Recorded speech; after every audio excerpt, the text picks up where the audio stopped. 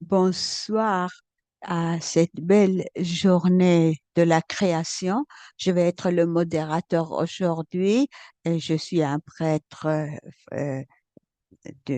je suis là pour ma communauté. Je sers aussi en tant que président de ce qui est appelé le groupe de GPIC pour la famille franciscaine. Aujourd'hui, l'Église rappelle Saint Jérôme et je voudrais utiliser la première ligne de la prière euh, pour, euh, pour nous unir en disant, Seigneur, montre ta miséricorde et le bonheur dans mon cœur.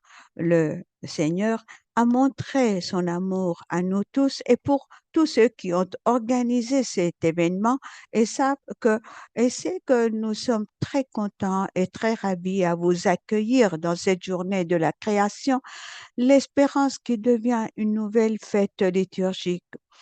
Prenez note que l'interprétation est disponible en anglais, en anglais, en français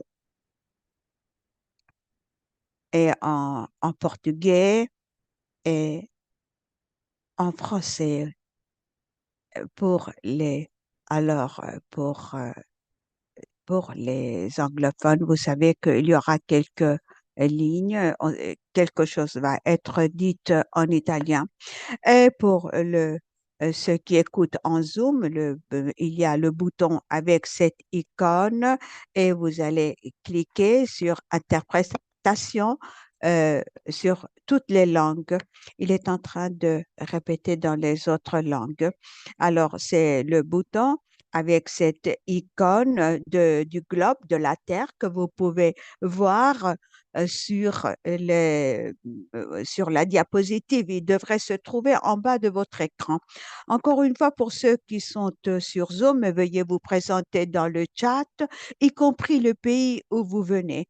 Et aussi pour ceux qui sont ici à Rome, vous êtes invités à saluer vos compagnons de table. Alors, euh, saluons-nous, présentons-nous les uns avec les autres, ceux qui sont ici présents.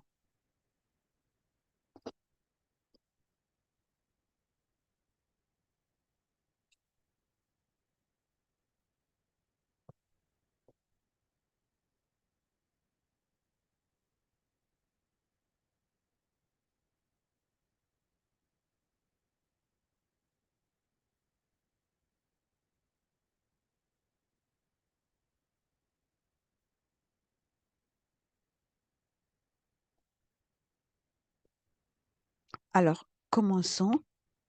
Comme je vous ai dit, nos cœurs sont pleins de gratitude parce qu'il y a tant d'intérêt sur cette réunion. Il y a à peu près 600 personnes qui, euh, représentent un nombre similaire d'organisations présentes sur Zoom et à Rome. La genèse du dialogue d'aujourd'hui est une conférence œcuménique très spéciale qui s'est tenue en mars dernier à Assise.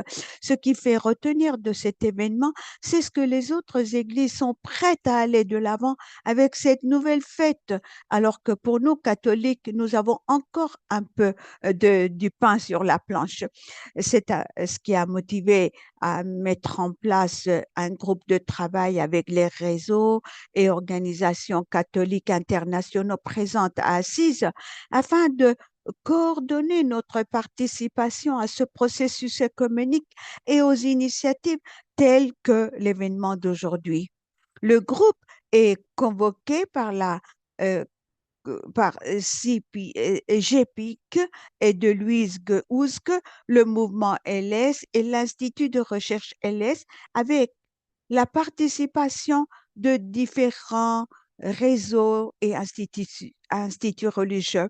Alors, le programme d'aujourd'hui se compose de trois blocs. Premier, une introduction à la journée de la création et au processus économique en vue d'une nouvelle fête au cours de laquelle nous allons entendre les convocateurs nous présenter le contexte. Deuxième, les arguments en faveur de la fête avec une table ronde qui réunit des spécialistes qui commenceront les fondements, qui parleront des fondements théologiques et liturgiques de la fête. Et le prochain pas, c'est les prochaines étapes où nous verrons ce que entre nous, nous pouvons faire pour contribuer au processus. Alors, maintenant, on va commencer la prière par Sœur Mamali Far Porekou et sans attendre encore, nous allons donner la parole à Sœur Mamali Far.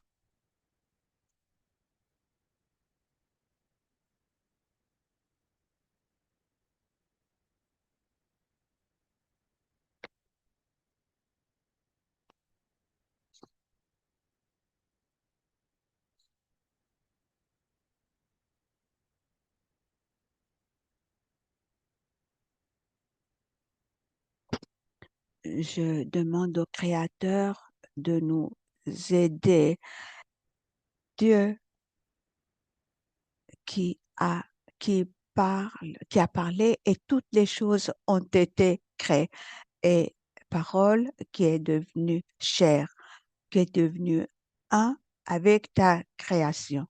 Esprit créateur qui respire en nous, qui renouvelle la terre, le ô saint et glorieuse Trinité. Nous, on te loue, on te prie avec tout notre cœur. Inspire-nous avec amour et sagesse pour le travail qu'on va faire ensemble.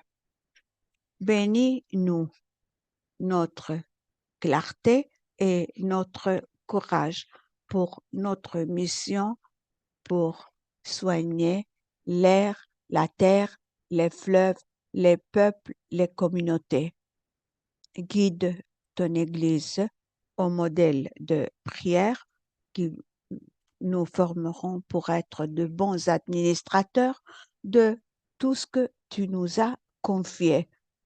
Ô Sainte glorieuse Trinité, Dieu créateur, on te loue et on te prie avec tout notre cœur.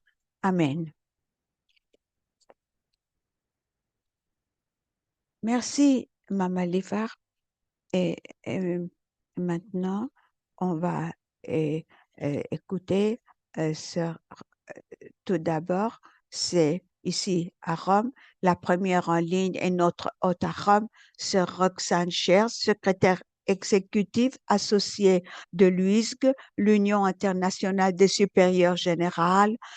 Merci, Sœur Roxane. Merci de nous accueillir chez vous aujourd'hui. Merci, frère Michael, et merci à vous tous pour être avec nous. Un grand merci à vous tous. Bienvenue. Comme je suis sœur Roxane Cher, sœur de Notre-Dame, et de, je, c'est un privilège, une joie pour moi de vous donner la bienvenue au compte au nom de l'UISC, une des organisateurs de cet événement.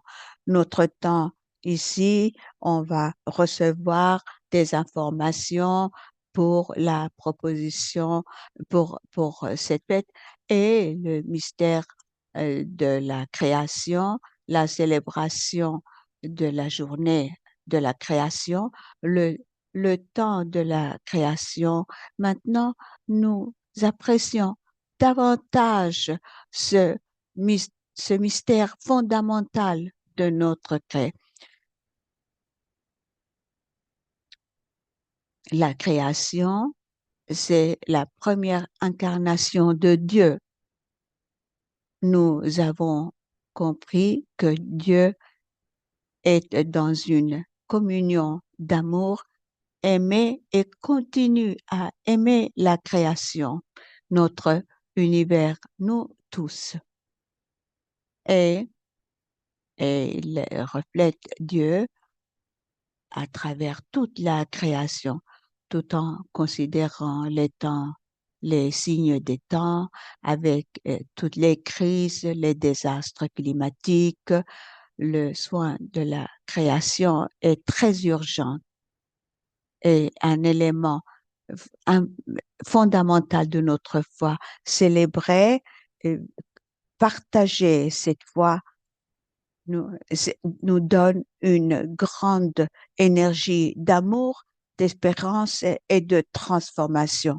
Dans notre temps, et on va euh, partager des informations, euh, on- et notre discernement. Nous allons aussi célébrer aussi ce mystère de la célébration et on va répondre aussi à l'appel de notre foi avec engagement et courage.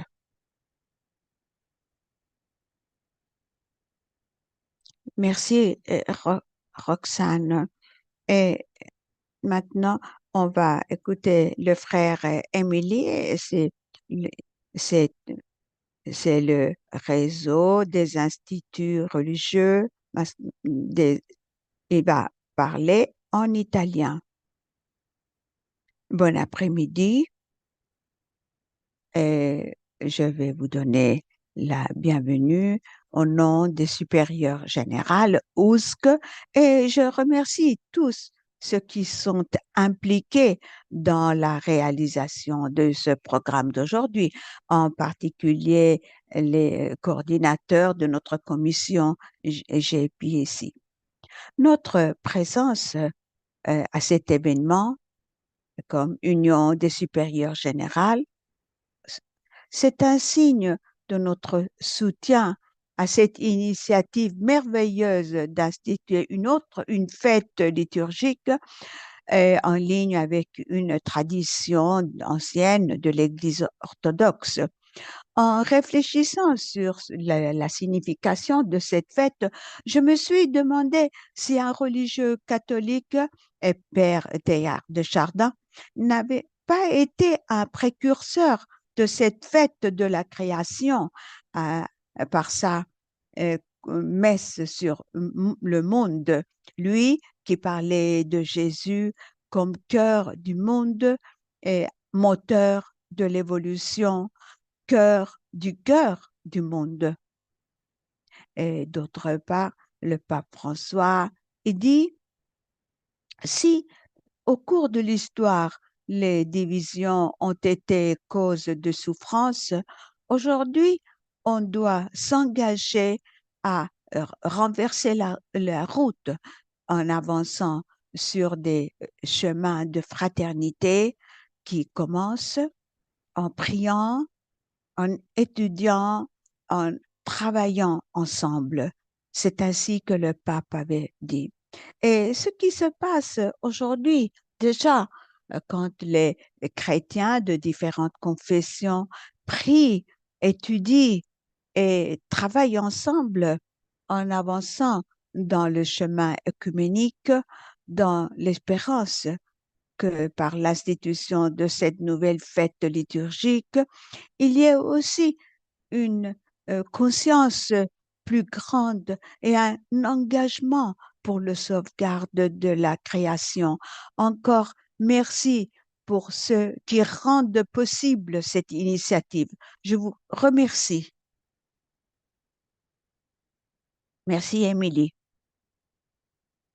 Alors, nous avons maintenant Mona Gold, qui est elle représente, elle va parler de l'Irlande en ligne.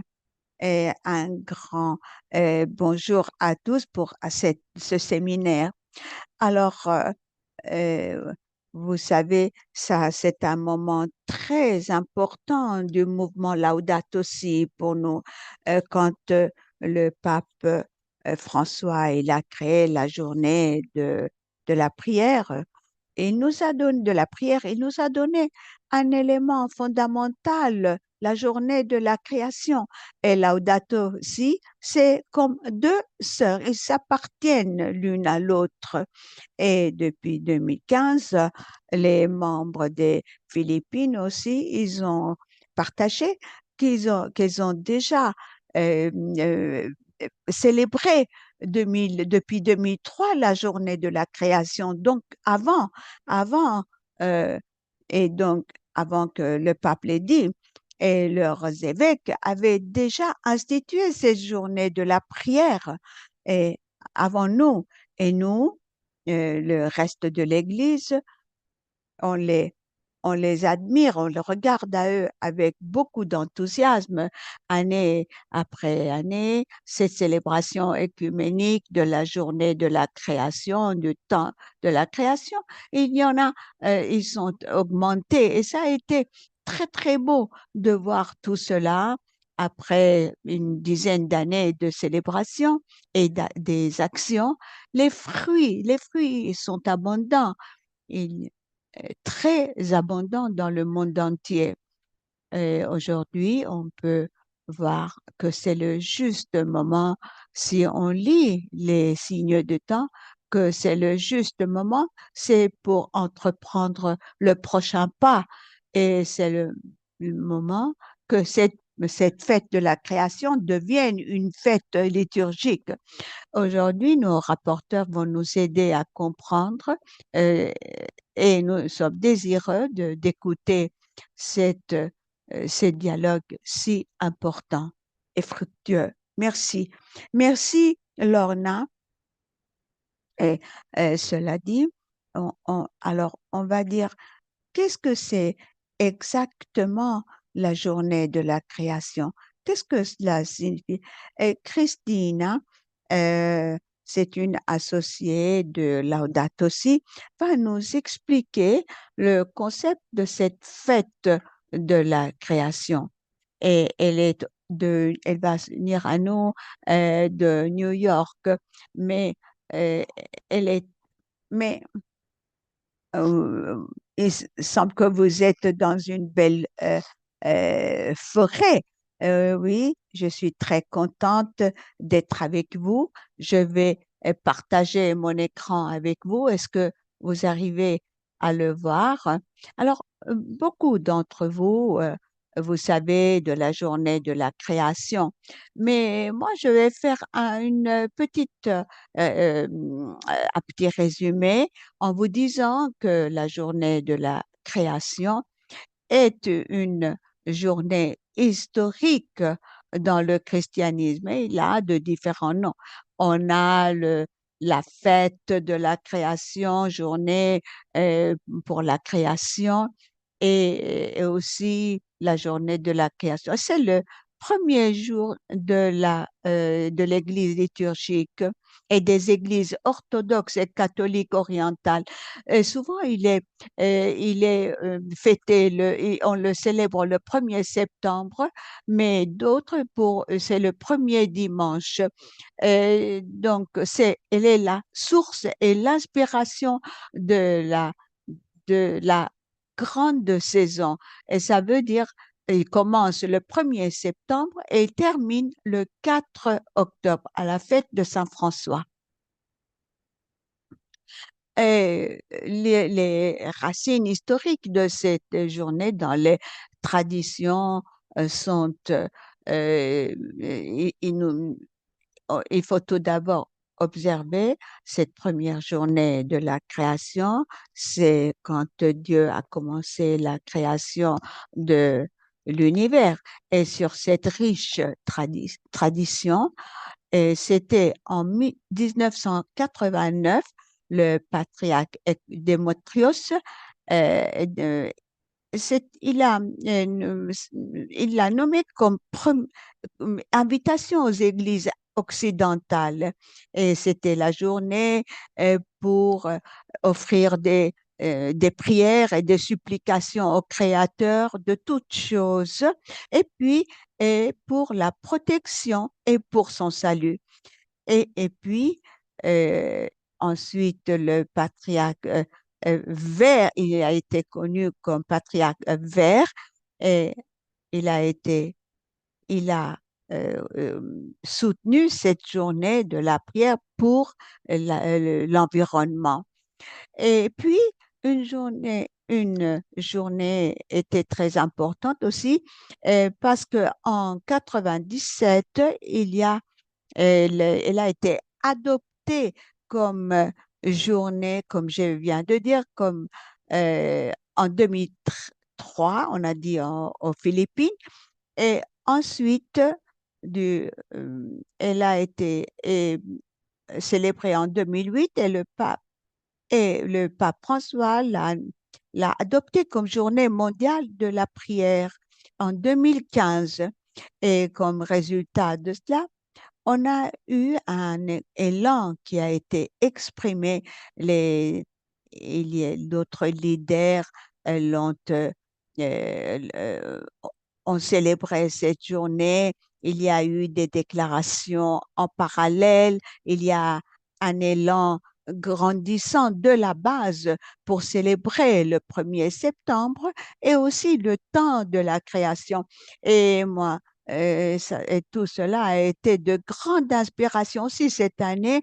Il y a eu des tas vraiment ce désir d'élever cette journée dans l'Église.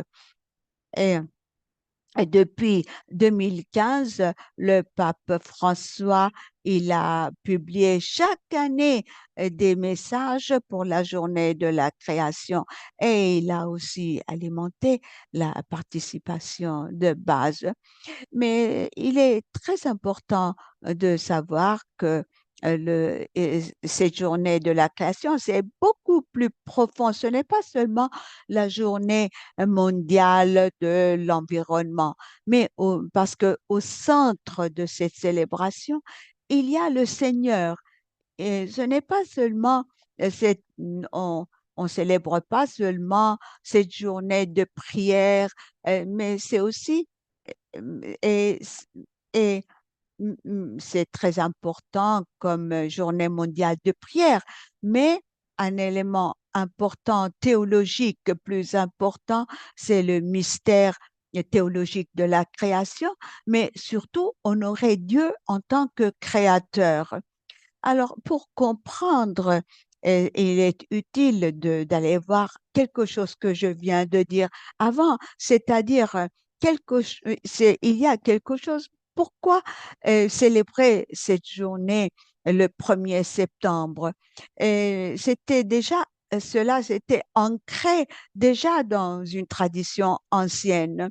Et il y avait déjà dans ce calendrier euh, orthodoxe qui avait été commencé le 1er septembre. Et, et ensuite, l'Église orientale célèbre depuis le 5e siècle cette tradition.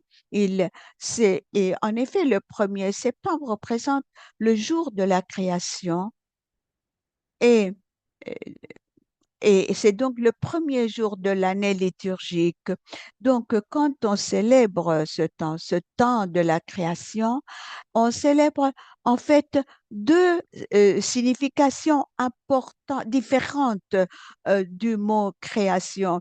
Et, et il y a la traduction en italien qui s'appelle la création, euh, donc le mystère théologique, et ensuite l'autre, c'est la création en italien, le creato, c'est le résultat de l'acte de la création, c'est-à-dire le fruit de la création. Donc, le 1er septembre, on célèbre ces deux significations. Donc, on célèbre le mystère théologique euh, que Dieu qui dit, et le résultat qu'il y ait vie, c'est-à-dire la célébration du monde que Dieu nous a donné. Donc, souvent, quand on entend parler de la journée de la création, c'est sur ce cette deuxième signification qui vraiment, il demande une journée de prière. Donc, euh, nous, et on doit se concentrer sur cette fête pour célébrer cette grande fête de Dieu C'est donc cette opportunité de célébrer et le mystère de la création comme mystère théologique fondamental, comme mystère christologique fondamental et aussi comme un événement de comme histoire du salut. Et vous rappelez que cette journée de la création, ce n'est pas seulement une journée de la terre, mais aussi une célébration du mystère de la création par Dieu du ciel et de la terre. Et merci, Christine. Merci beaucoup, Christine. Alors, sur la base de cette signification, de cette fête de la création, on veut élever un élément fondamental. Maintenant, c'est là que j'avais mentionné. Euh, Thomas Insua de l'Institut de Oxford va faire une sorte d'aperçu et va partager et on va donner la bienvenue à Thomas. Pace e bene, c'est une grande joie d'être avec vous en cette occasion si importante et voir comment ce processus va de l'avant. Je suis vraiment heureux d'être avec vous et de partager avec vous quelques informations et euh, de parler de ce processus écuménique. Et pour commencer, je pense que euh, je- on, on va, comme Christine a partagé maintenant, cette célébration du 1er septembre, d'un côté, est de plus en plus populaire au niveau de base et, et aussi le fondement théologique de cette journée est très importante. Le jour de la création est encore absent dans les calendriers liturgiques et cela nous a quand même euh, frappé parce que ils ont déjà commencé un dialogue qui avait déjà commencé cette célébration pendant les dernières décennies.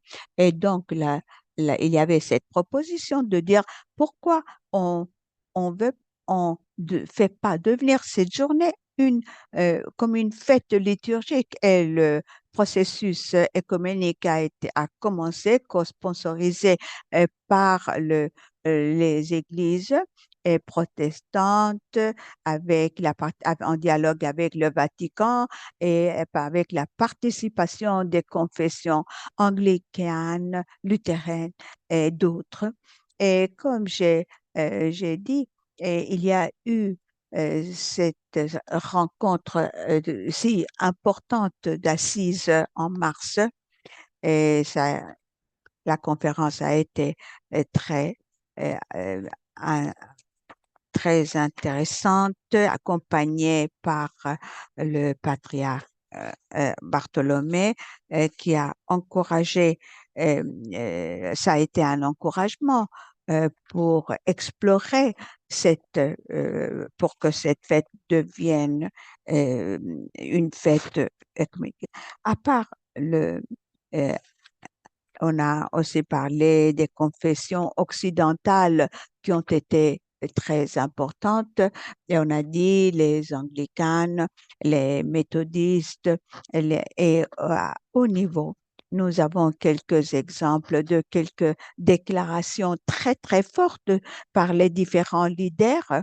Et dans ces situations, on doit aussi mentionner que l'Église catholique a été présente à cette conférence, la participation du Vatican et d'autres conférences et des congrégations religieuses qui ont porté de l'avant ce travail, cette conversation.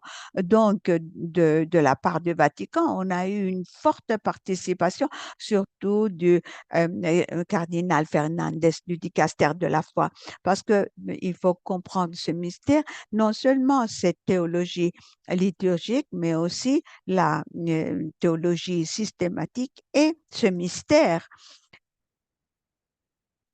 et, et aussi de c'est et aussi d'une sous-commission qui s'occupe de cette célébration et aussi du dicaster qui a la auquel il y a eu la participation et il y a eu des observateurs et qui ont encouragé ce mystère profond euh, et en parlant aussi des développements futurs de cette initiative importante. Et, euh, Alors, la conférence a été, il a duré à peu près 2 jours. Il y a eu ce consensus et vous avez ici une photo de cette session finale de cette conférence où il y a eu le consensus et ce consensus afin qu'elle devienne une fête liturgique et, et, et et l'évêque a dit, c'est un moment du Kairos. Et pour nous, nous sommes les témoins de cette rencontre si importante d'Aziz. Et, et maintenant, je donne la parole à Michael. Maintenant, il y a aussi ce rapport est disponible, il y a tous les détails et de le lire de façon plus détaillée. Ici, vous avez le rapport.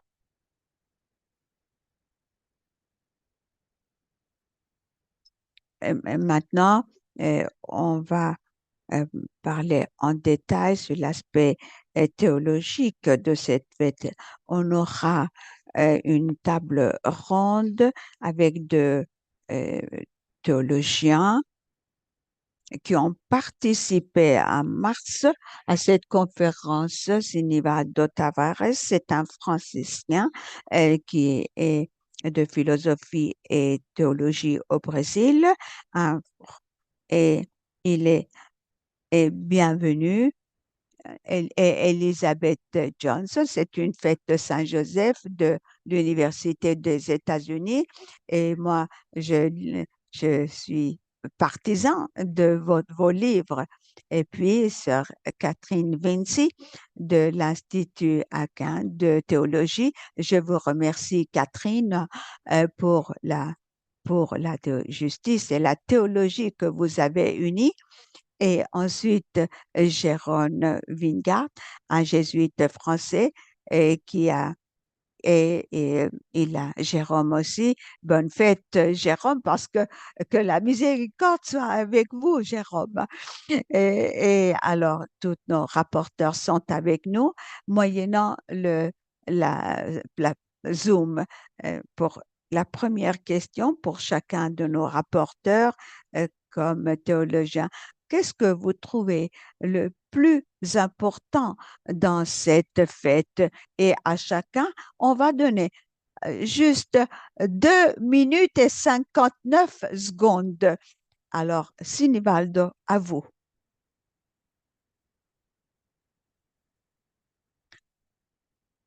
Tout d'abord, je voudrais vraiment vous inviter pour l'invitation et vous dire que je suis très content d'être ici avec vous et pour discuter de cette proposition. Moi, je pense que cette question est très importante. À mon avis, l'aspect le plus attrayant de cette célébration, c'est de rendre explicite dans, euh, de comprendre, c'est de parler du mystère de Christ. Et, et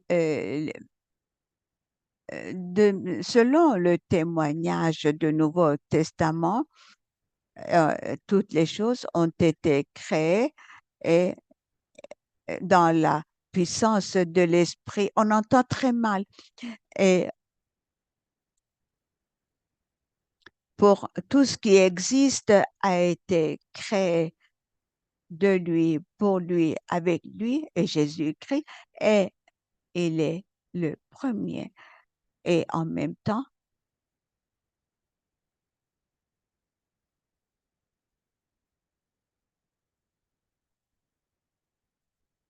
on- et pour lui, toute la, toute la réalité trouve sa signification la plus profonde. Cette signification devient présente et, et c'est le- ainsi incarnation qui émerge comme une horizon du sens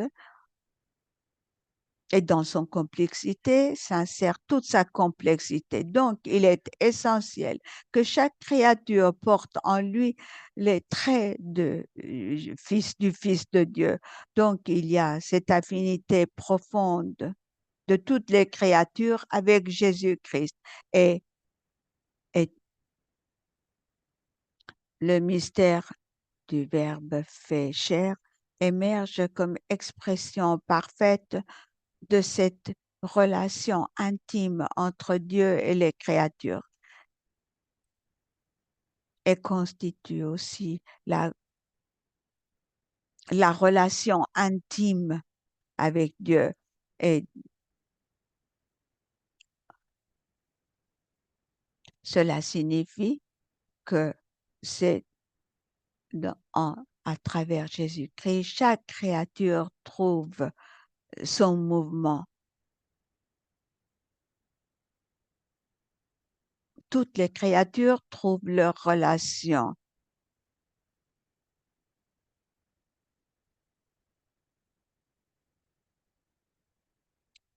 Rien ne fuit à la présence de Dieu. On reconnaît la singularité de chaque créature. Malheureusement, on entend très mal.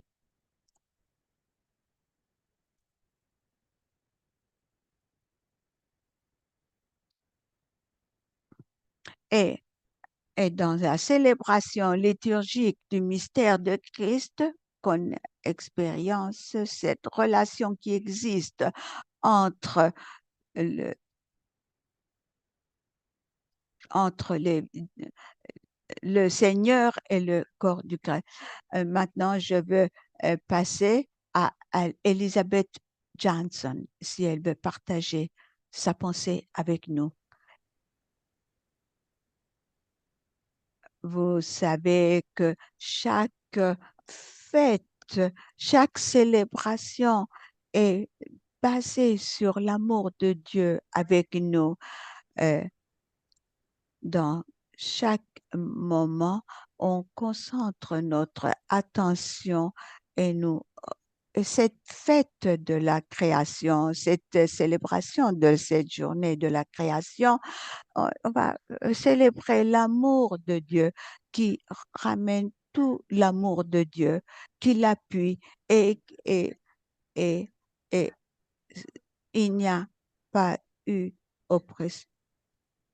Le Seigneur nous a, pendant la création, il n'y avait rien d'autre que le Seigneur qui avait, qui a de l'existence, donner vie en abondance, qu'il y ait et qu'il y a cette fête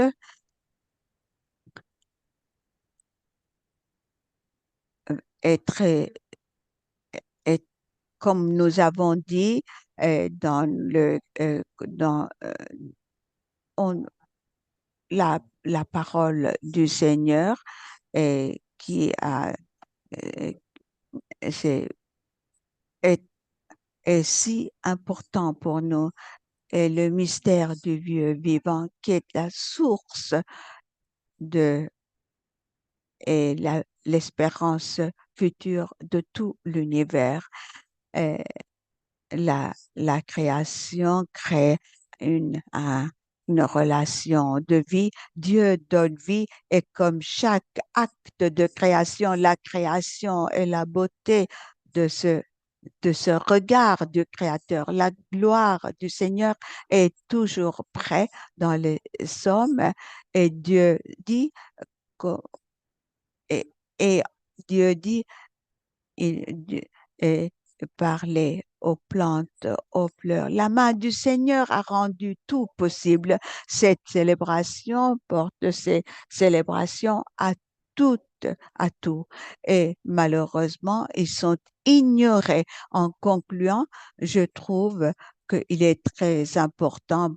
Cette célébration est très importante pour pour trois raisons.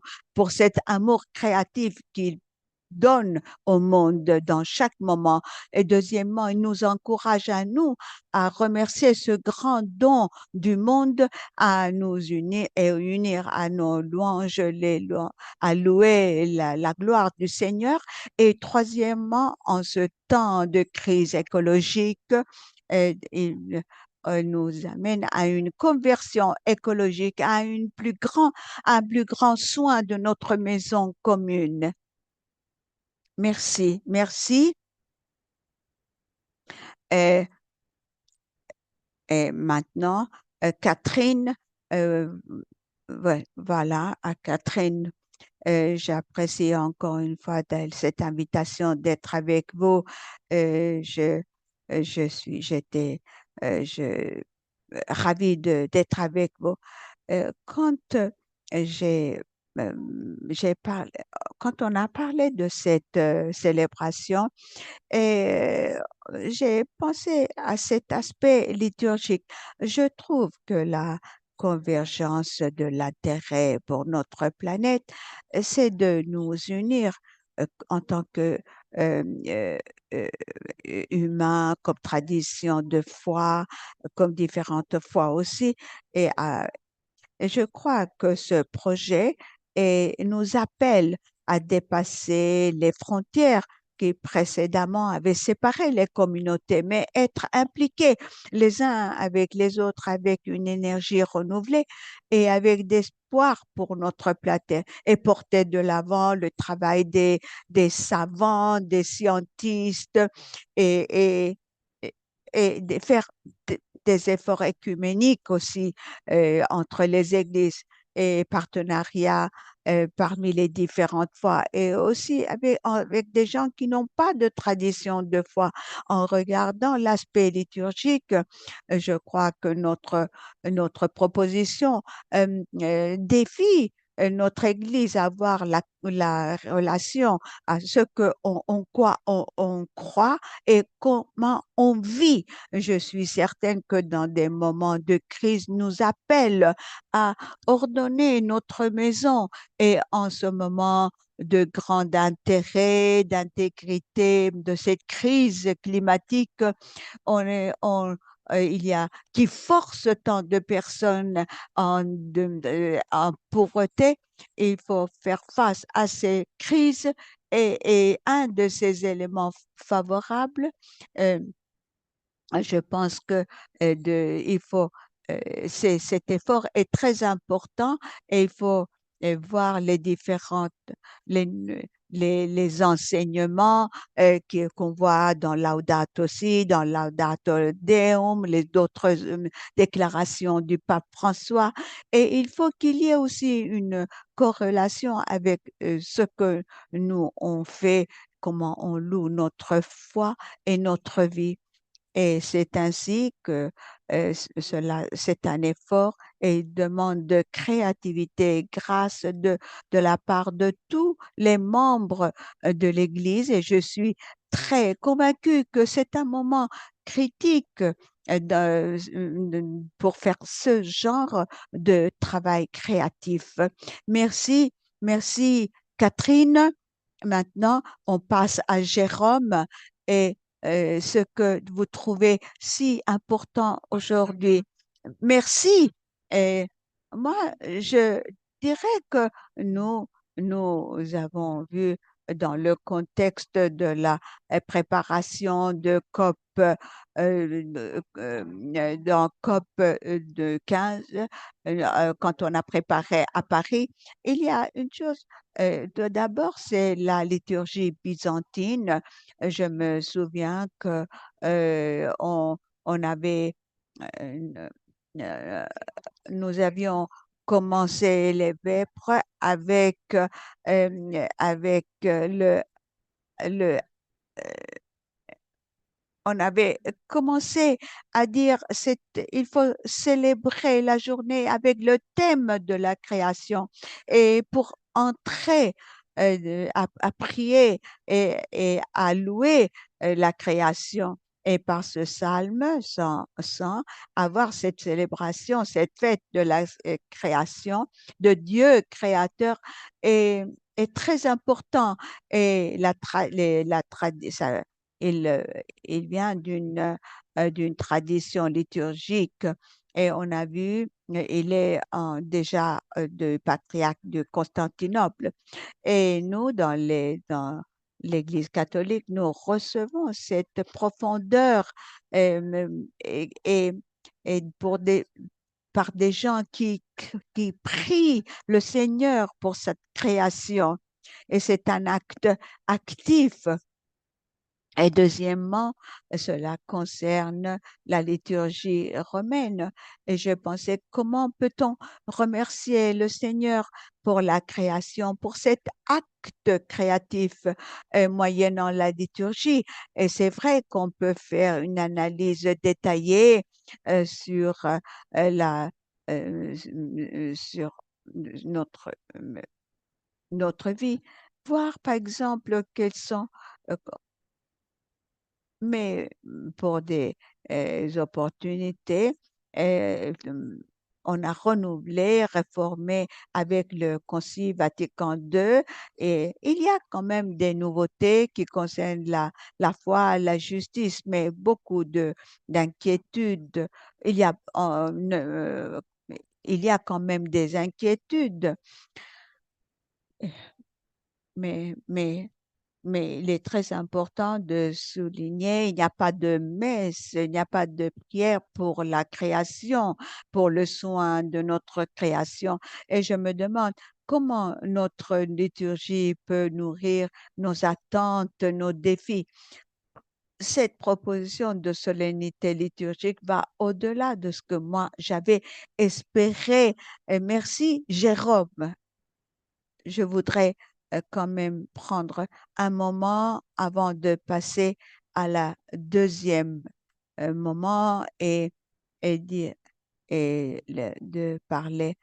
Vous savez, si on peut prendre euh, quelques secondes de silence avant de formuler des questions, parce que euh, après un moment de silence, il y aura une session de questions et réponses.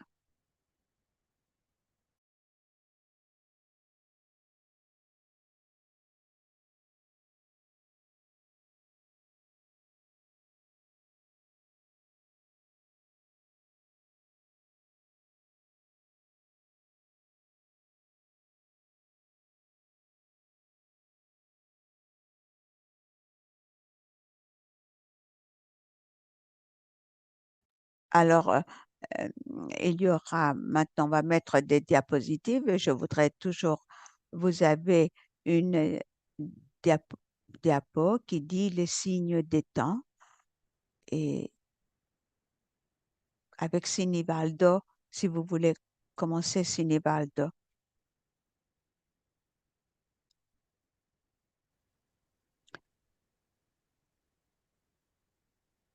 Oui, on vous attend maintenant.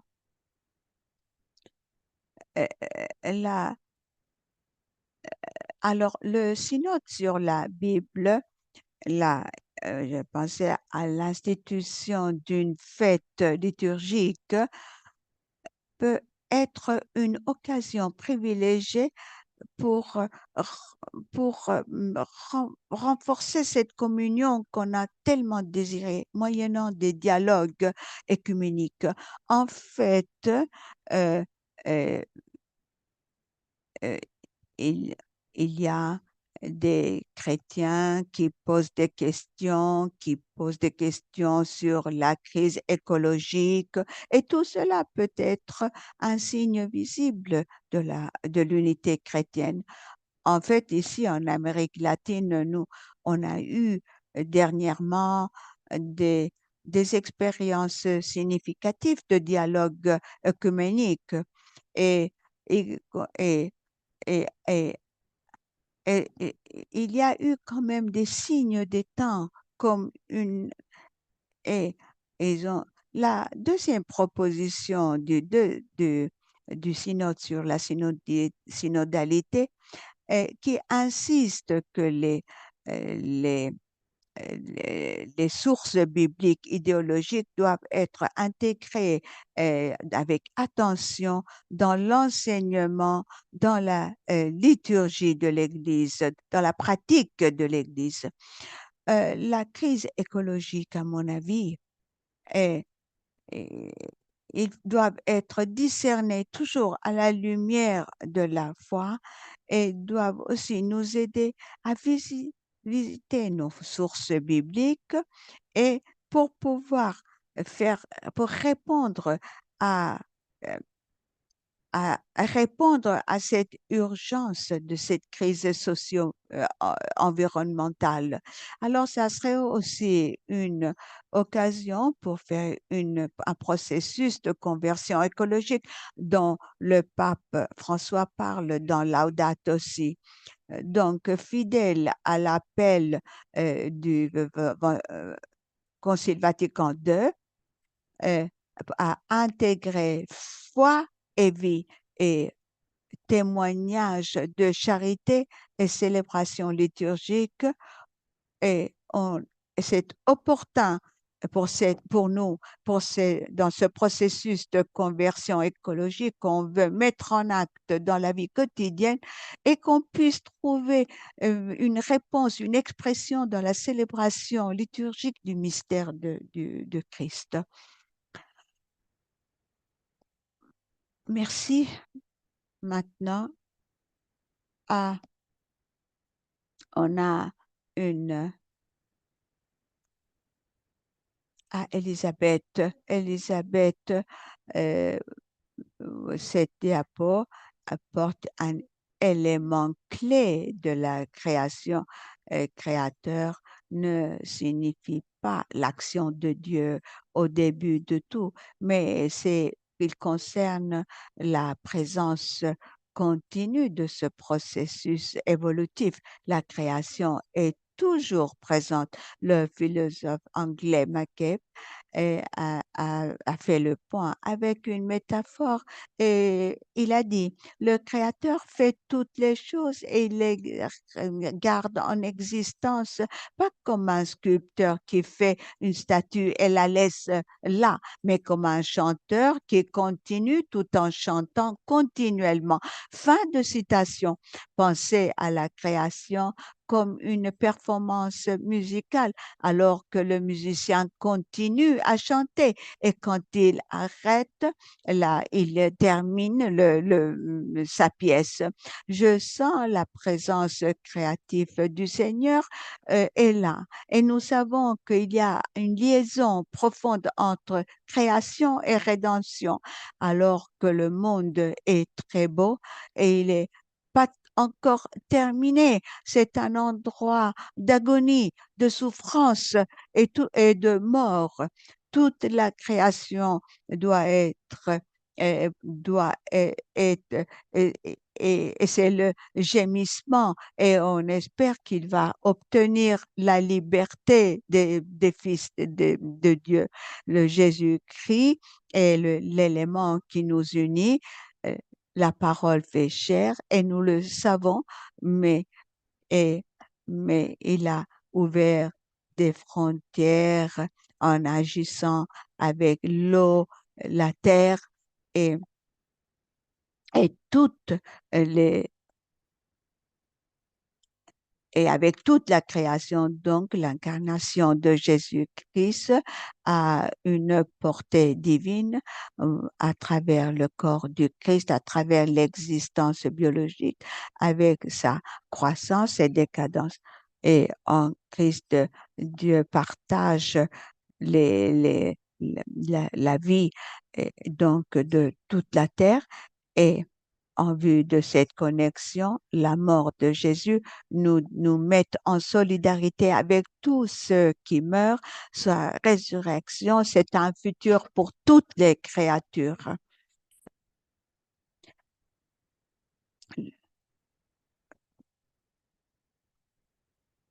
Et donc, pour conclure, en Jésus, Jésus s'est uni avec nous tous pour nous libérer. Et cette célébration proposée souligne que le Dieu créateur est aussi le Dieu rédempteur et tout est inclus dans cette promesse sans exception. Merci, Elisabeth. Catherine, alors votre diapositive, c'est la nature christologique de de l'année liturgique. Comme vous savez, ce calendrier liturgique, c'est pour une façon pour rappeler les mystères de Christ, et ensuite c'est la communion des saints selon un modèle de solennité, comme par exemple les, les, et aussi toutes la, la dynamique de la vie liturgique, c'est ce que la liturgie grandit dans le temps. Et un des facteurs qui a compliqué ce calendrier liturgique, c'est ce que parfois il y a une sorte d'explosion de fêtes de célébrations liturgiques, des fêtes qui mettent un peu dans l'obscurité ce que le Concile Vatican avait appelé la nature christocentrique comme il prend par exemple une réforme liturgique à, euh, à, à éliminer les excès de ce calendrier liturgique et, mais il faut se concentrer les éléments les plus importants. Le concile est dans le du Vatican II, il a dit que l'année liturgique doit être concentrée dans une structure solide qui puisse considérer le mystère de l'incarnation de Christ et, et, et et aussi le mystère pascal avec sa période de préparation de carême, de 50 jours avant la Pentecôte. Donc, ce calendrier liturgique doit être revu pour être christocentrique. Cependant, il est christocentrique dans le sens euh, euh, qui ne développe pas toutes les développements théologiques, comme Elisabeth nous a dit, parce que le rôle de Christ dans la rédemption est exprimé dans le calendrier, mais le rôle de Christ dans la création est inclus de façon marginale et quelquefois le Christ que nous proclamons, c'est le, et, le, et l'incarnation, les mystères de la création, le mystère pascal n'ont pas été explicitement vus et affrontés dans le calendrier romain présent. Et donc, c'est une suggestion de le prendre en considération. Comme vous pouvez voir dans cette diapositive devant vous, vous n'arrivez pas à le lire. Il est trop petit, apparemment, oui. Est-ce qu'on peut, on peut partager l'écran parce qu'on ne voit pas cette diapo? On ne voit pas. ce que on voit, tous ces mystères euh, de, de la vie de l'Église ont une réflexion dans le, euh, mais et il dit, je crois, dans un seul Dieu, dans la solennité de la Trinité, de la Sainte Trinité, et, et, et il manque une solennité, une célébration pour vraiment célébrer cette conviction de foi et aussi l'aspect christologique. Et, et là, il manque une solennité de la création. Je veux simplement aller voir dans euh, l'ex credendi, et alors que nous, dans notre foi, nous croyons, on peut dire simplement que si nous voulons comprendre ce que l'Église veut, il faut voir toutes les célébrations liturgiques, non seulement l'Eucharistique. On Récemment, nous avons fait attention au Christ vivant, à l'ex vivendi. On a essayé de comprendre que l'ex credendi, l'ex vivendi sont tous reliés et qu'ils devraient avoir des éléments en commun. Les problèmes, c'est que par cette euh, la liturgie se développe à une vitesse par rapport à la doctrine de l'Église. La doctrine se développe dans le temps. La communauté vivante change, ses modèles de vie, son éthique, sa façon de vivre. Et le problème, c'est que ces trois éléments ne se développent pas à la même, euh, euh, euh, à la même vitesse. Et ce qu'on est en train de faire par cette célébration, c'est de dire, prenons les développements les plus importants dans la vie de la communauté et, et l'intérêt dans le monde pour l'écologie intégrale, les enseignements de l'Église et aussi les enseignements du pape François.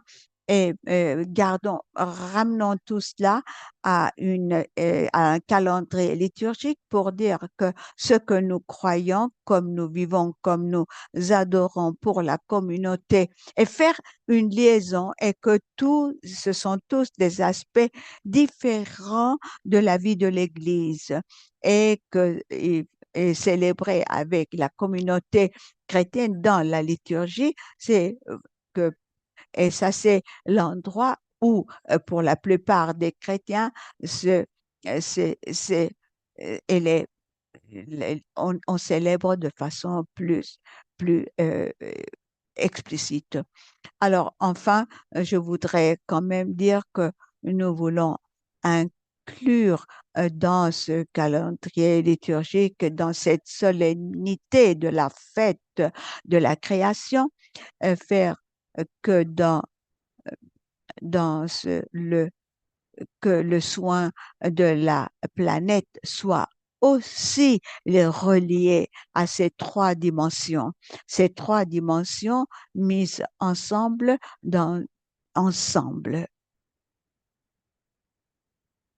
Maintenant, on change de diapo et Jérôme va nous parler de liturgie comme une plante vivante. Oui, euh, et la liturgie a été en évolution depuis les premiers chrétiens qui ont commencé à, à, célébrer et la Pâque, et puis après les deuxièmes et son extension en 50 jours. Et puis de plus en plus, la préparation au quatrième siècle, la fête de la Nativité, et avec son extension et sa préparation. Et pendant des siècles, des fêtes du Seigneur ont été ajoutées.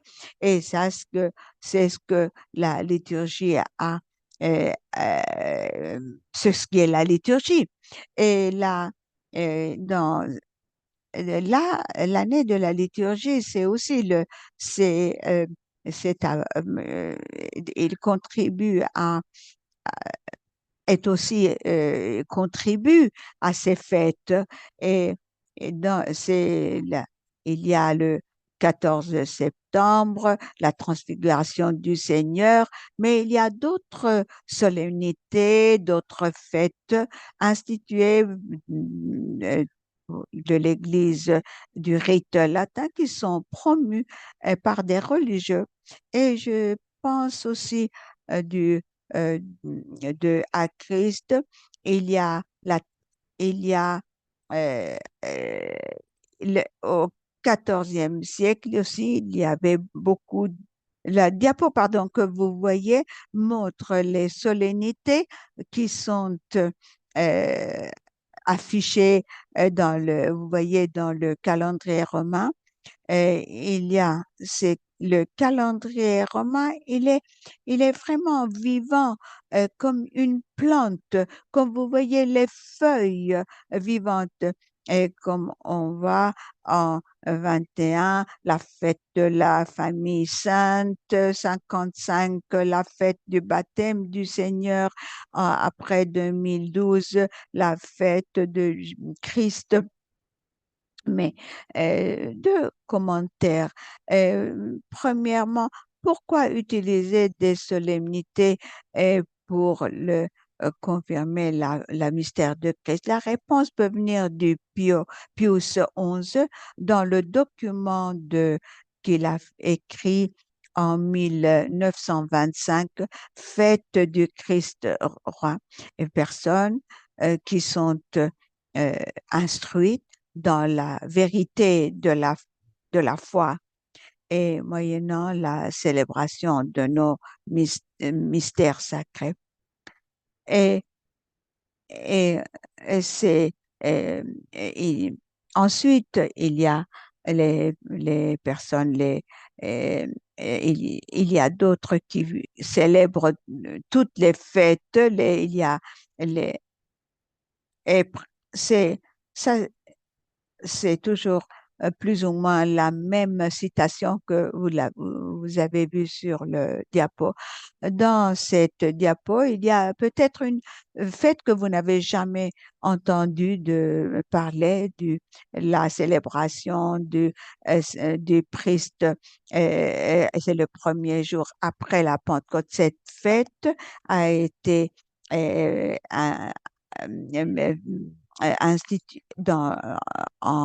euh, et depuis 2012, il n'avait jamais été inclus dans le calendrier romain. Mais maintenant, depuis 2012, il est, il apparaît sur certains calendriers liturgiques, mais en quelques pays en Europe. Le but de ce projet, de célébrer le mystère de la foi, c'est dans quelques pays, c'est pour pouvoir suivre l'exemple de Pio XI, pour pouvoir joindre tous les fidèles. Merci, Jérôme. Maintenant, c'est notre dernière question pour ceux qui sont en ligne. Si vous pouvez commencer à formuler vos questions, vous pouvez mettre vos questions déjà dans la chat et on peut voir s'il y a déjà des questions sur la chat. La dernière question à chacun de nos rapporteurs, on va donner une minute, une pensée et la question est la suivante. En tant que personne, des experts qui appartiennent à un ordre religieux, et pourquoi on doit soutenir et entreprendre ce processus de cette célébration? C'est une minute, Sinivaldo. Moi, je pense que c'est un moment favorable. C'est le Kairos, parce que c'est très important pour les institutions religieuses, pour les congrégations religieuses, et de pouvoir essayer de répondre à à l'urgence des défis que nous avons. Et c'est ce processus de conversion écologique proposé par le pape François dans sa lettre de Laudato Si, tout en considérant l'importance de, de, de, de, de la foi célébrée. Et, et il est si important de souligner que l'insertion de toutes les créatures dans le mystère de Christ, le mystère vécu, le mystère célébré, deviennent une, la, une possibilité que cette conversion devienne une dimension constitutive de notre conversion évangélique. Merci. Elisabeth, vous avez une minute. Est-ce que est-ce que vous m'entendez?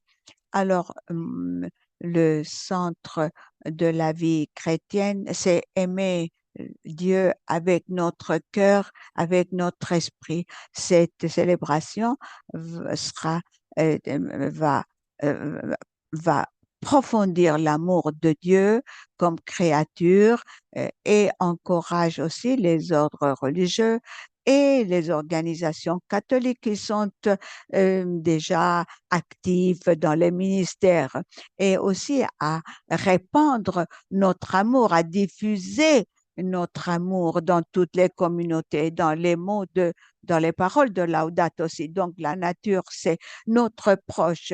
Quand on prie Dieu et miséricorde en nous, qui sommes-nous? Est-ce qu'on peut aussi euh, euh, inclure la nature? Oui, absolument, oui. Contre les ordres religieux et les organisations catholiques prennent des décisions, et la nature peut être inclus avec notre proche, avec les personnes qui ont nécessité. Oui, et cette proposition de cette euh, célébration, cette responsabilité vers la terre et l'amour de Dieu est notre proche. Un- il faut être il faut avoir cette compassion vers toutes les personnes vivantes. Merci, Catherine. Une minute, Catherine.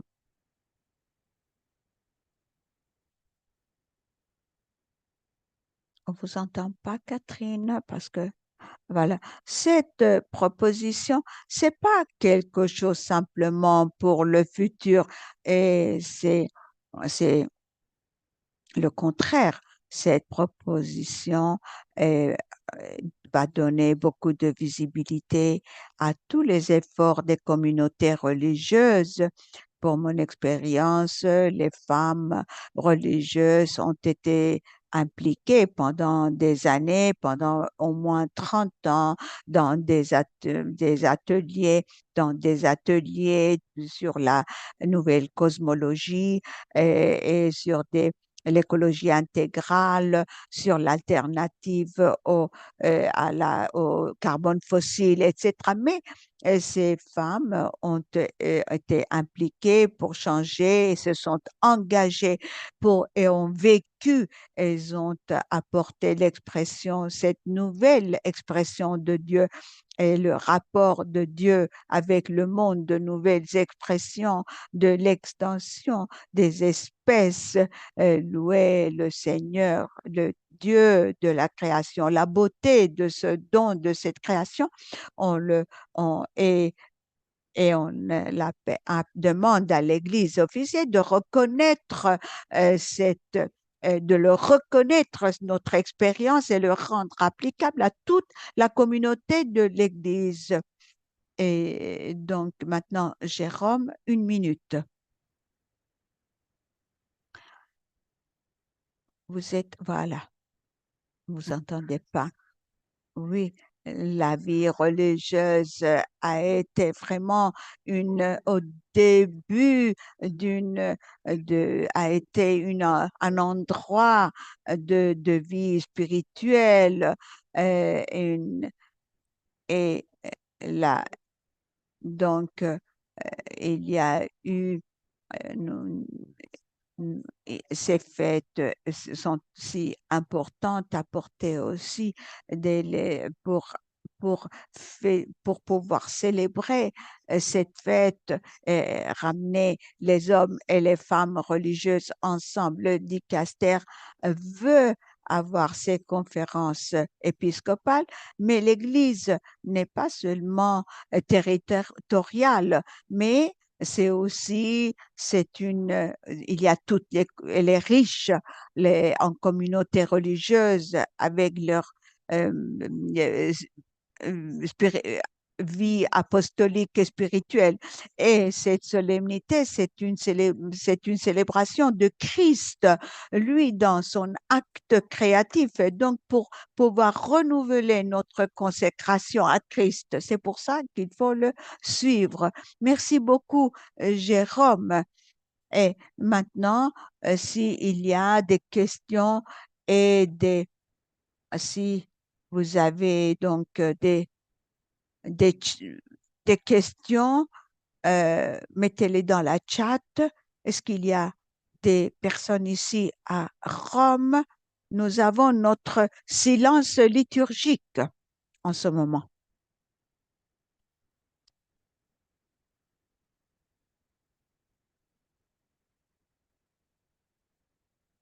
J'ai une question euh, et à à la lumière de l'urgence, de la crise écologique. Ça, c'est un pas important. Quels autres pas sont demandés?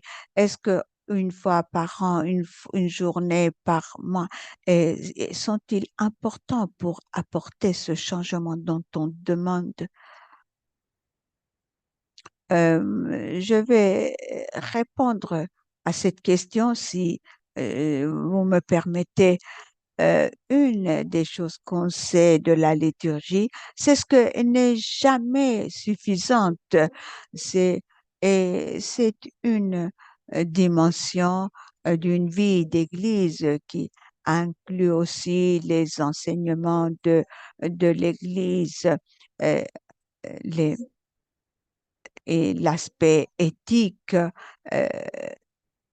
la, les- on- la, on- dans ce cas, on demande de faire davantage, mais il faut aussi comprendre que une dimension plus flexible de la liturgie, c'est de prêcher.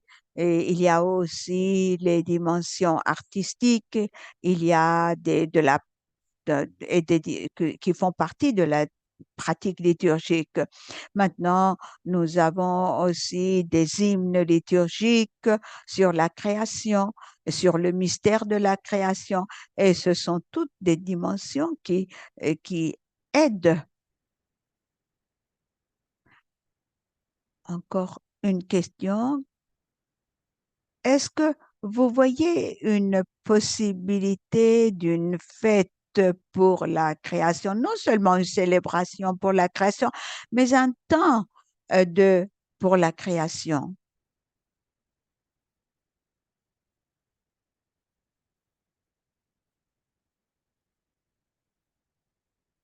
Euh, je peux répondre, Jérôme, comme Catherine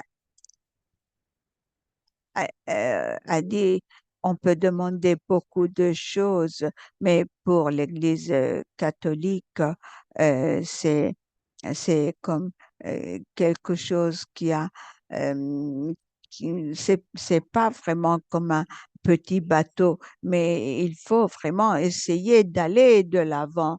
Il est difficile d'avoir l'acceptation d'une solemnité et on ne peut pas euh, développer une période comme carême euh, avant ou Noël. Si on peut avoir une célébration, une fête de la création, c'est bien, mais le temps de la création peut trouver, peut trouver sa journée dans les prières des fidèles. Et c'est notre responsabilité chaque jour de prier le Dieu créateur. Et nous avons question ici. Oui, ici en merci les orateurs pour les présentations si très importantes. Et ce que je pense que sommes dans un moment de ne pas pouvoir faire des choix. Et je pense que maintenant, nous, on doit décider non seulement de célébrer une fête, mais aussi de continuer à faire tous les efforts qu'on peut pour soigner notre maison commune. Je suis certaine que ayant la solennité et la fête, on peut éduquer nos personnes, surtout les chrétiens, et ça peut aller au-delà des foules chrétiennes, mais toutes les personnes. Ainsi, on peut avoir soin de la terre parce que ce n'est plus un choix. Maintenant, c'est une nécessité. Et donc, au moins, avoir une solennité, ça lui attribue plus d'importance.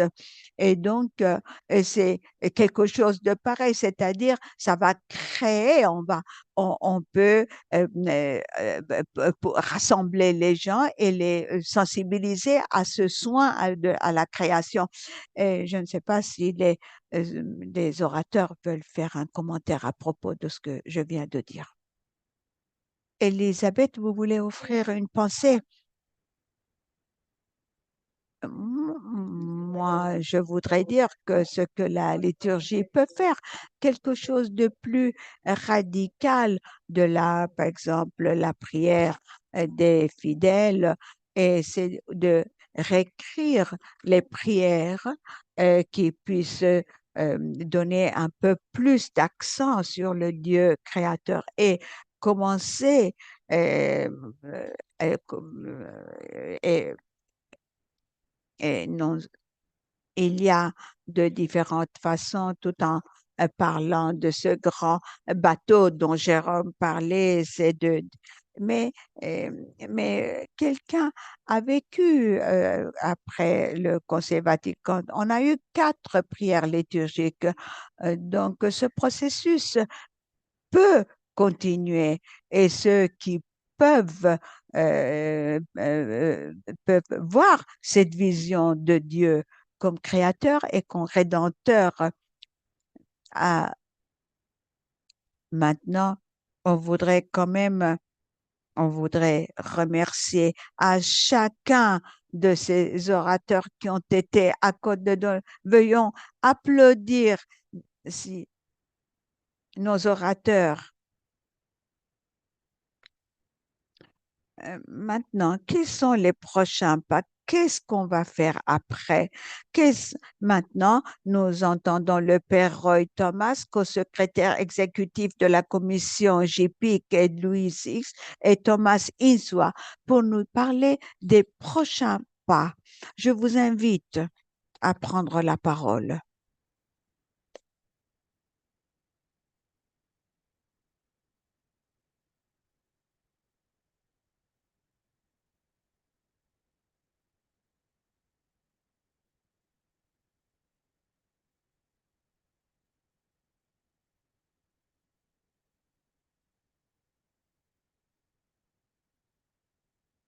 Alors, où est-ce qu'on va après ici? Et non seulement euh, pour nous rappeler de façon œcuménique où va l'Église à partir ici. Comme on a mentionné au début de cette conférence d'Assise qui a eu beaucoup de consentement, elle a, il a, il a, il a dit, il a confirmé que l'Église va de l'avant. Nous, on va aller de l'avant en tant qu'institut. On va faire des, des déclarations jointes. C'est vraiment beaucoup c'est l'année prochaine, c'est l'année de 700 années de, oui, c'est mieux comme ça, le micro. Et donc, l'année prochaine, l'Église va continuer avec ses étapes et, il va de façon très tangible, il y a des processus, ils vont revoir aussi beaucoup ils vont revoir des qu'est-ce qu'ils vont faire, ils vont voir ils ont étudié comment l'Église va marcher l'Église. Et cela, pour nous, les Églises, comme ils ont mentionné, le dicaster a, a émis cette déclaration encourageante après Assis. Et ensuite, nous, ici, nous, l'étape suivante, c'est de demander cette célébration de la part euh, des, des conférences épiscopales. Cela a été fait seulement d'une approche synodale que avant d'entreprendre un pas synodal, mais ils veulent être sûrs qu'il y ait un désir pour cette célébration au niveau d'église locale. Et cela est en ligne aussi avec d'autres célébrations dont Jérôme a parlé. Et alors, il y a eu des demandes au Vatican, des différents endroits de différents partis. Et Jérôme, je pense qu'il a parlé quand il a dit que Pape Pius X, quand, Pius XI, pardon, Pius XI, quand il a établi une nouvelle fête de Rédempteur, il avait dit euh, le désir de beaucoup de cardinaux, d'évêques qui sont allés voir le pape et avec ce précédent, et là où il y a quand même des mouvements qui bougent, et donc ils vont de l'avant dans ce processus pour être CELAM, SECAM, SEC de l'Amérique latine, et, et ils sont allés de l'avant. Il y a aussi en parallèle des conférences nationales, des conférences aussi, d'autres conférences qui vont aussi euh, euh, vont, vont aussi demander. Maintenant, la question c'est nous. Et nous, qu'est-ce qu'on va faire? Merci Thomas. Merci. Bon après-midi à tous. Cette fête, cette journée de la création. La beauté de cette célébration, c'est ce qu'elle est vraiment écuménique. Elle concerne toutes les foi. Et je l'ai vu aussi dans la rencontre à Assise. Thomas a pu voir les représentants de toutes les confessions et c'était une expérience merveilleuse d'être présent là à Assise et on a vu comment comment cette célébration était née, la signification et maintenant on est ici et on voit comment on peut aller de l'avant? Quelles sont les étapes maintenant? Alors, notre groupe de travail a préparé une lettre qui doit être signée par les instituts et par les congrégations et les autres organisations catholiques, c'est de désirer, de vouloir célébrer cette nouvelle fête. Alors ça, c'est une lettre ouverte. Cette lettre va être envoyée au Vatican, qu'on va vous donner à vous tous de signer cette lettre. Il y a déjà 50 organisations qui l'ont signée, cette lettre, et les instituts religieux, les carmélites, les maristes, les jésuites, les sœurs frères, les franciscains, et les sœurs des écoles de Notre-Dame. Et il y a aussi des associations de laïcs qui ont donné leur consensus, l'Union mondiale, l'Organisation des femmes catholiques, le PAX, euh, International, et ainsi de et donc, peut votre organisation peut aussi se réunir à cette campagne de signer. Alors, ma demande, c'est ceux qui représentent les différentes organisations ou congrégations de diffuser cette information, pour signer et pour cette demande. La L'échéance, c'est le 1er décembre. Donc, avant cette échéance, il faut signer la lettre et doit être signée par le supérieur général provincial des instituts religieux. Et, et, et donc, vous, si vous représentez une congrégation ou vous êtes des directeurs des laïcs. Donc, comment on signe cette lettre? Alors, il y a cette lettre est online, il y a cette proposition, et après, il y a des liens, euh, des, des, des ressources d'information sur ce thème. Ensuite, vous avez un lien et un module, une formule pour signer. Et quand vous pouvez l'avoir en 5 langues, en anglais, français, espagnol, et français, espagnol, portugais. Et donc, c'est pas un problème. La langue n'est pas un problème pour signer cette lettre. Alors ici, euh, on a, il y a le lien, il est aussi dans la chat. Est-ce que vous l'avez? Et, et ensuite, alors une annonce que nous aurons une conférence d'assises pour les catholiques des différentes, euh, si on peut voir cette diapo. Cette conférence va s'avérer en décembre du 5 au 10 à 6.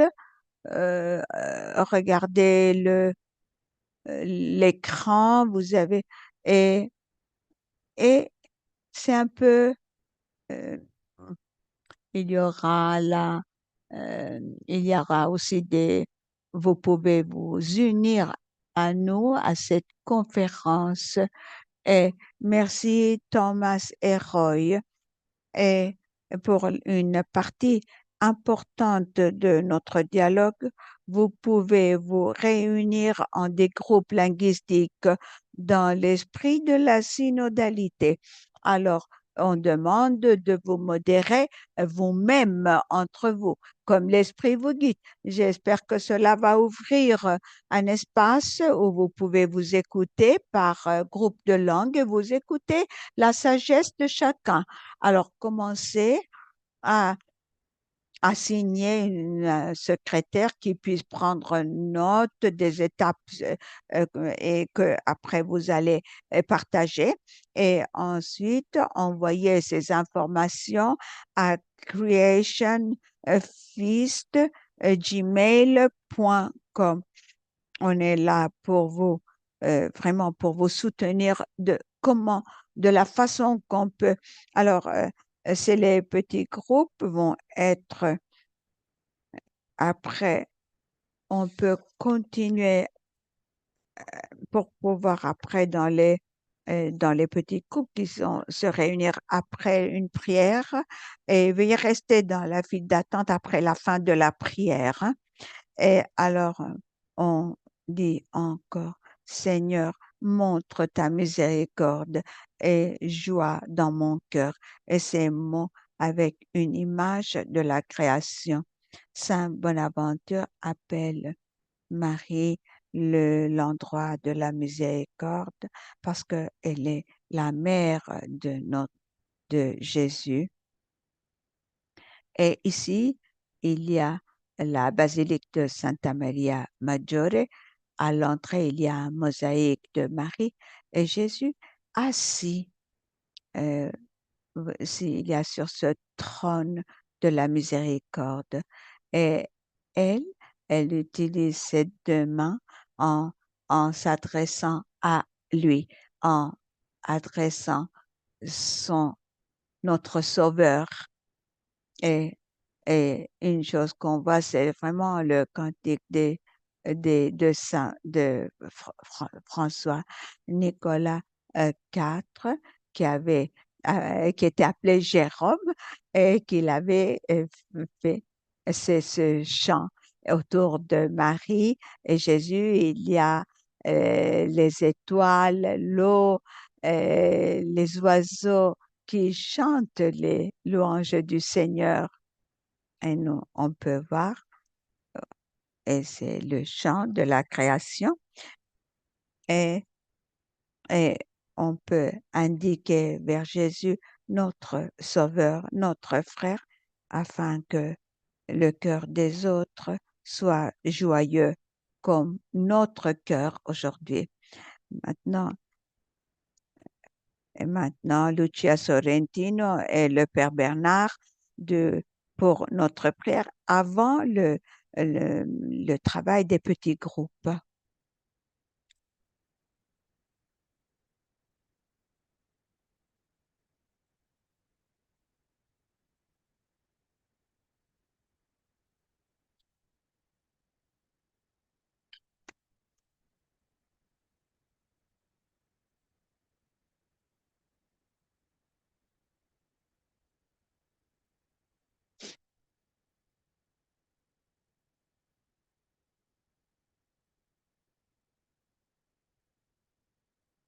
Prions.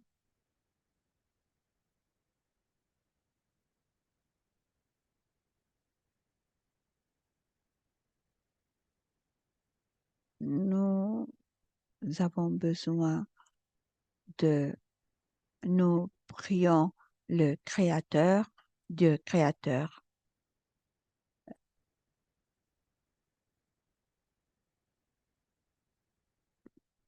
Dans le commencement, ton esprit a dépassé le chaos. Tu as parlé, tu as parlé et tu as apporté la lumière et la vie. Tu as vu qu'il était bon dans la plénitude de ta parole, à travers chaque chose existe et il est cher, il est présent parmi nous.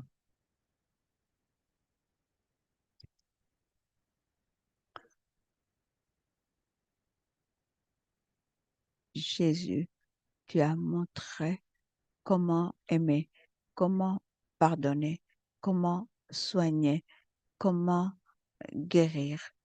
Jésus, souffle ton esprit sur nous afin qu'on puisse continuer, pouvoir guérir, restaurer toutes choses. Ton désir que les disciples de Jésus puissent apporter ta guérison à notre monde blessé et en gémissement. On demande ta bénédiction sur nous alors que nous travaillons avec nos frères et sœurs chrétiens, alors qu'on célèbre le mystère de la création. Prions que cette célébration puisse nous donner cœur et esprit commun pour notre maison commune. Puisse cette fête apporter énergie divine, unis les uns avec les autres, à ramener ta volonté ici sur terre afin que cette fête soit pour ta plus grande gloire. Alors que nous travaillons avec toi pour donner nouvelle terre, nouveau ciel. Mère, Mère de la nouvelle création, prie pour nous. Merci à tous les deux. Alors, pour ceux qui sont dans les Zooms, pour beaucoup il y aura plus de, alors, il y aura plus de groupes parce que, mais alors dans mon, alors nous avons alors il faut qu'il y ait deux différents groupes. Il y a deux diapos pour voir. euh, Ce sont les pays qui sont Zoom. Vous voyez sur la base de vos langues et de vos régions et vous pouvez indiquer où vous voudriez vous mettre. Alors maintenant, encore une, les congrégations qui sont ici à Rome en présence, ils sont en italien et en anglais. Maintenant, les questions. Est-ce que vous avez ce, est-ce que vous pouvez, vous avez assez, vous êtes bien à l'aise à signer cette lettre et autrement, il y a des idées pour sensibiliser ton pays dans tes réseaux sur cette nouvelle célébration. Vous avez ou d'autres organisations que vous pouvez inviter à s'unir à la signature de cette pétition. Est-ce que vous avez tout dont vous avez besoin pour tous les outils, tous les instruments dont vous avez besoin pour présenter cette lettre et si vous voulez, on peut vous fournir tout dont vous avez besoin et comment en, en plus diffuser cette célébration et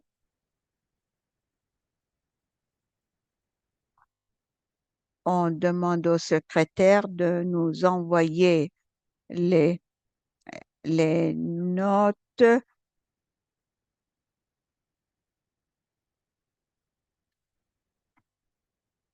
Vous pouvez euh, terminer selon le mouvement de l'esprit et personnellement, je voudrais vraiment vous avez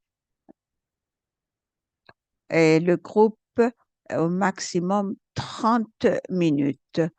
Alors, maximum c'est 30 minutes.